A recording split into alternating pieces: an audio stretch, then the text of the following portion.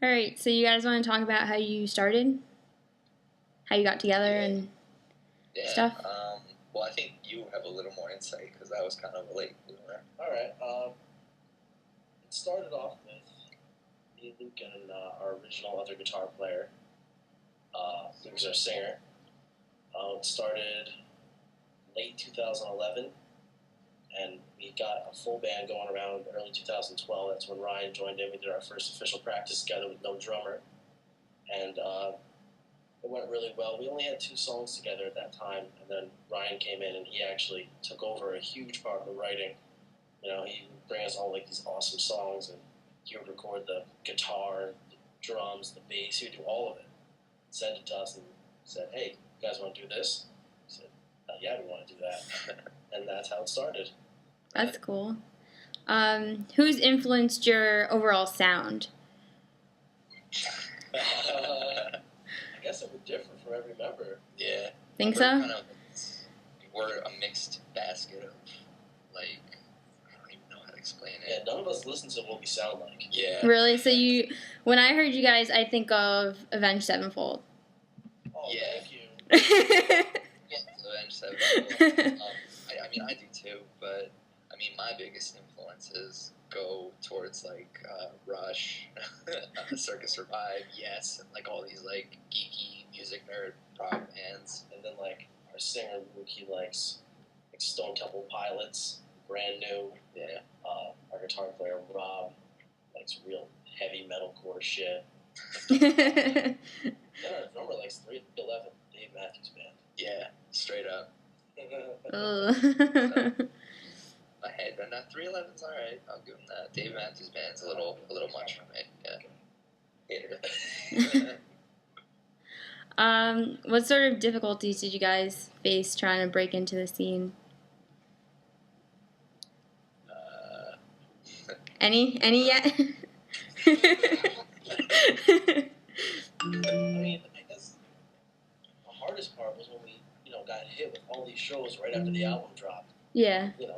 Expected the most out of it, but you get small shows, and we've only been playing shows for 2 months, and yesterday we played with Drowning Pool and Flyleaf. How was that? Was that fun? That was good. A lot of people showed up to that. Yeah. Luke, he gave our CD to the singer of Drowning Pool. Yeah. So that was cool. Flyleaf, we didn't get to meet them. The Drowning Pool guys were awesome. Yeah. They told us they liked us. We don't know if they actually listened to us or not, but it was cool. Yeah. I mean, it's cool that they're nice enough to, a lot of bands won't do that. How did you get on that show? Were you like a buy-in or? I actually contact a lot of venues for shows, and I don't know, apparently they like our CD, and they think that we're bigger than we are. I mean, maybe we are big, I don't know how that works, but, they contact us, and like, hey, we really want you to be on this show. Okay, and then before long, we're getting hit up again for other theaters with, like, Orgy, and now we're getting talks with Lacuna Coil and Seven Dust. That's cool. And it's happening so fast. Yeah. I like it. Thank you.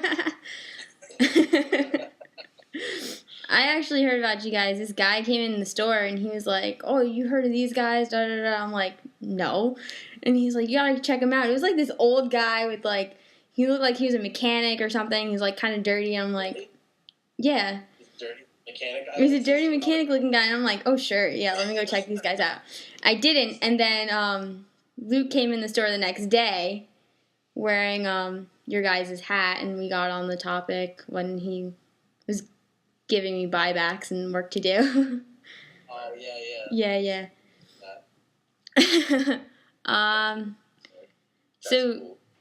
How do you guys use your networks and your industry contacts to push you guys forward?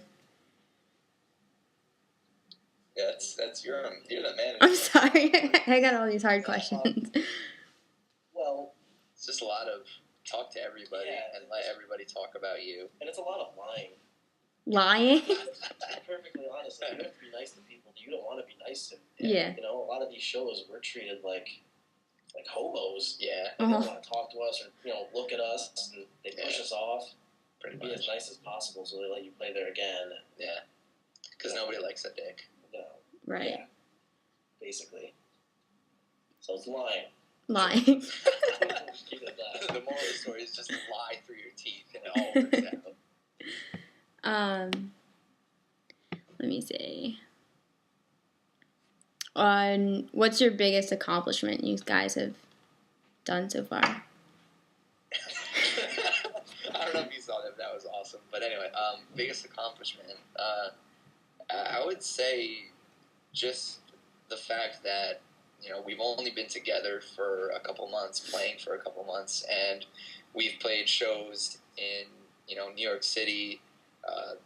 We've played in Bridgefield, Hartford, Connecticut, down at Stroudsburg, PA. I mean, we've kind of, we're not just playing, a couple local shows. We've actually been able to go quite, around this little tri-state area. And I mean, a lot of we're strangers, Yeah, and it's just really cool because, I mean, I know a lot of, in other bands that I've been in when I was younger, I mean, it was hard just to get, people wouldn't even let me play at, like, open mic nighs, and, I mean, they let everybody play at open mic nights, so, it's just cool to know that, I don't know, it's just... Yeah, I mean, think about it. We're like a newborn baby, and we're being let into all these places that, bigger bands have never played thought we'd be working with, like, John DeClario, who did, like, My Chemical Romance and Brand New. Yeah. He recorded our album, he was our producer. Yeah.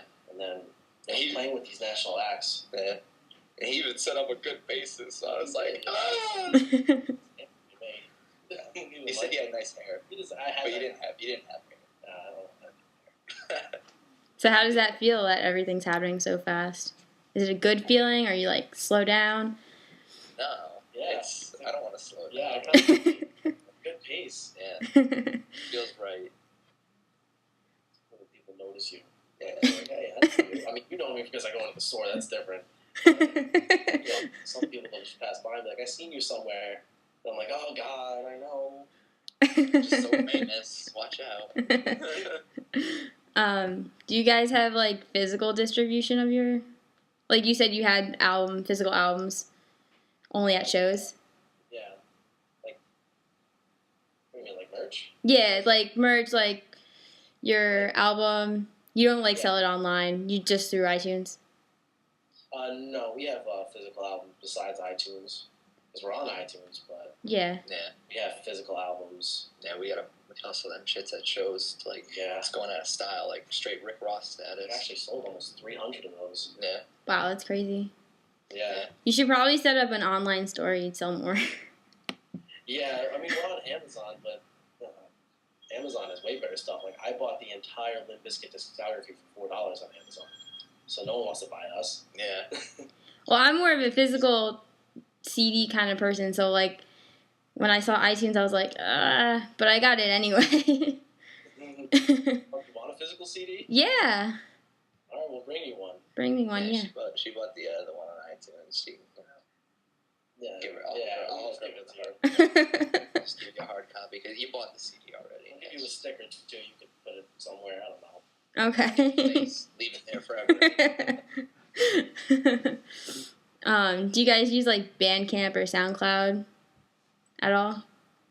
I use SoundCloud, but not for the purpose of, like, playing full songs. I send the guys like demos and stuff over SoundCloud. But we do have Bandcamp. It's linked to our Facebook. But mostly, we're kind of greedy bastards. We like what we did, and we spent a lot of money doing it. So we don't ask for a lot of money, but every little bit helps. And I have no problem getting my name out there, but we made a great product, and we feel that it's worth what we are giving people for what they get. So I think on iTunes it's like $4 or something. At least I hope so. $4.95, yeah. That's how much? $4.95. Those bastards. Oh, I'm calling them. They're going to say we don't care about you. Yeah. Or you'll just talk to a machine. Yeah, I'll talk to a machine. Yeah. Just keep asking you know who I am. They'll just keep asking you to press one. So you guys prefer using iTunes, or you would rather not? I like iTunes. You do? I mean, I'm an ease of use kind of person. Yeah. I'd rather, if I like a band, I'm just gonna buy their whole shit And it's like not even definitely good think for about shows. Like, a lot of people have iPhones now, so at the shows, if they like us, they'll just buy it right there. it. Yeah. If they don't like us, they won't buy it, but Yeah. hopefully they'll You can tell a lot of people have smartphones at shows too, because we'll always be like, stop what you're doing, take a second and like us. And by the end of the show, you can see that the numbers of people that are either like us on Facebook or following us are going up because, people have phones and shit, man. It's 2013. Do you have any advice for other independent musicians that are looking to start out? Don't suck. Yeah, number one, don't suck. Don't suck. Number two is, work hard to not suck. And just, nothing good comes easy. You gotta really push yourself and, play everything, 100%. Don't turn anything down at first. Yeah. Don't take whatever's given. We've played some bad places, but, those places open us up to bigger places. Exactly. Because it's word of mouth, You might play an empty bar, but the owner is going to talk to the owner of some other place who knows a guy, And before long, we're playing Trash Bar New York City, and then a month later, we're playing Fly and Drowning, sold out show. Yeah. So and it's all right in this little area of Connecticut, so there's a link from point A to point B between those guys, so it's worth it. You got any shows this week, or was that over? That was it?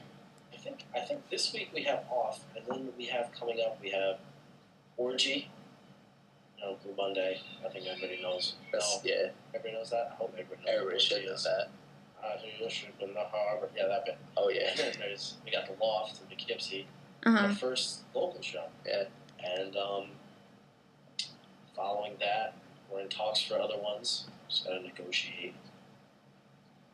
Yeah, and we really focused hard on, because we had a lot of shows lined up last month. When we rehearsed together, it was, just making sure everything was tight for the shows. We'd work on our little stage antics, fun stuff like that. Yeah. But coming up, since we have this little break, I've been writing demos. Our other guitarist Rob has been writing stuff, and we've been tossing ideas around, but we just haven't had the time to get together and just really make everything kind of solid. And since we have this time, and we got cool shows coming up, we want to bring new material, and we're all excited to write again because we forgot next week we start studio. We're doing. Oh, yeah? Yeah. So new stuff?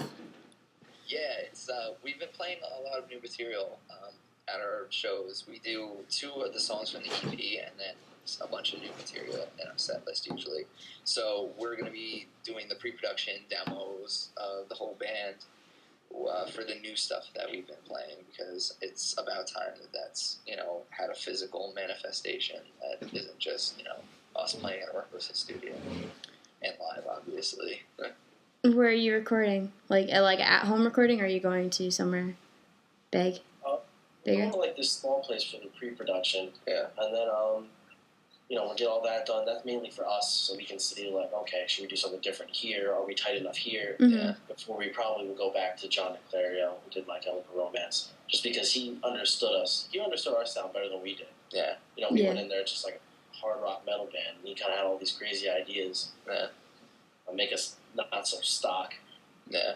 Yeah. And it worked too because he was open. Yeah, he was really handsome, but he was also open to he heard everybody out, and I'm the kind of person that if I sit down and just really put on a pair of headphones and listen to something, I'll immediately start drumming up ideas and little things, subtle little things that I had, made it to the album. And somebody just listening might not really pick up on them, but they make a world of difference, Yeah.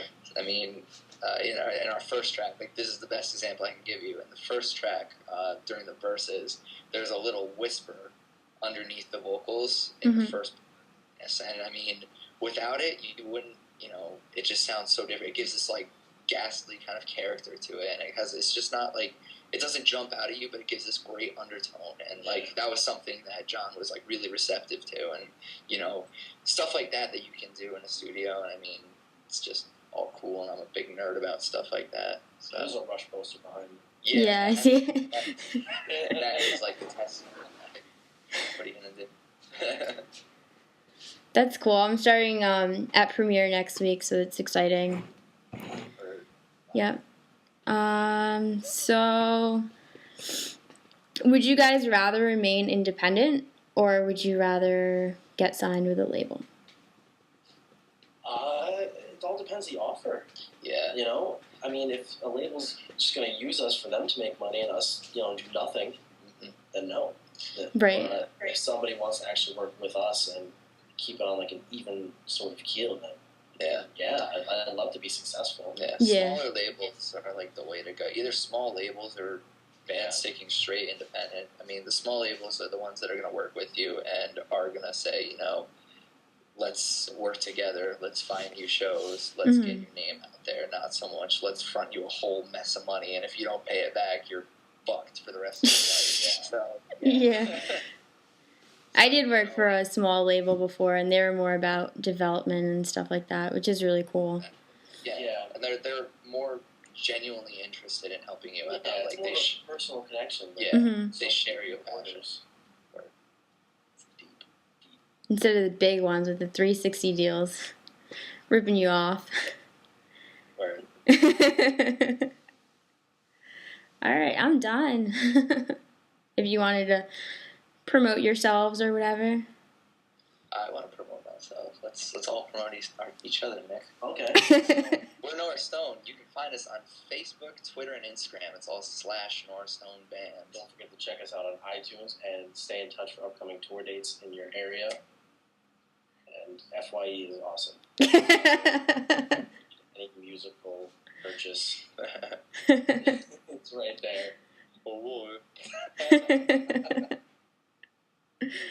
All right, thanks, guys. Thank you. I'll see you soon. See you soon. Bye.